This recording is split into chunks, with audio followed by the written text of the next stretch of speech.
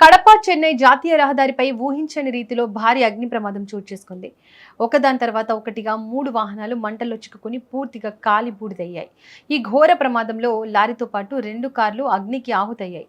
ప్రయాణికులు త్రుటిలో ప్రాణాపాయం నుంచి తప్పించుకోవడంతో అందరూ ఊపిరి పీల్చుకున్నారు.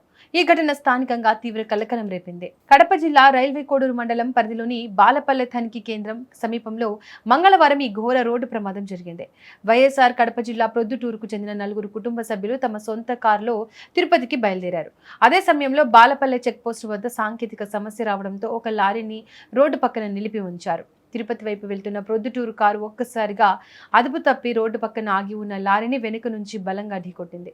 ఈ ప్రమాద తీవ్రతకు కారులో ఉన్న ముగ్గురికి స్వల్ప గాయాలయ్యాయి. ప్రమాదం జరిగిన వెంటనే వారు కారులోంచి కిందికి దిగి వేరే వాహనంలో తిరుపతిలోని ఒక ప్రైవేట్ ఆసుపత్రికి చికిత్స కోసం వెళ్లిపోయారు.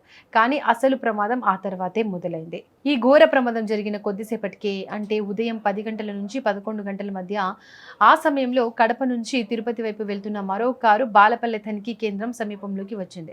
సరిగ్గా ప్రమాద స్థలానికి రాగానే ఆ కారు నుంచి అకస్మాత్తుగా పొగలు రావడం మొదలైంది. దీన్ని గమనించిన డ్రైవర్ అప్రమత్తమై కారును రోడ్డు పక్కన అప్పటికే ప్రమాదానికి గురైన వాహనాల పక్కనే నిలిపివేశాడు.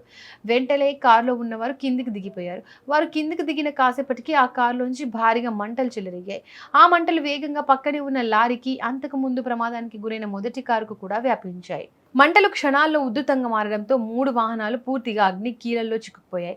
దట్టమైన నల్లని పొగలు ఆ ప్రాంతాన్ని కమ్మేశాయి. ఈ ప్రమాదంపై సమాచారం అందుకున్న అగ్నిమాపక సిబ్బంది అధికారి విజయ్ కుమార్ తన సిబ్బందితో కలిసి వెంటనే ఘటనా స్థలానికి చేరుకున్నారు. ఫైర్ సిబ్బంది తీవ్రంగా శ్రమించి మంటలను అదుపులోకి తెచ్చారు. కానీ అప్పటికే లారీతో పాటు 2 కార్లు పూర్తిగా కాలిపోయాయి. అదృష్టవశాత్తు ఎలాంటి ప్రాణ నష్టం జరగకపోవడంతో అందరూ ఊపిరి పీల్చుకున్నారు.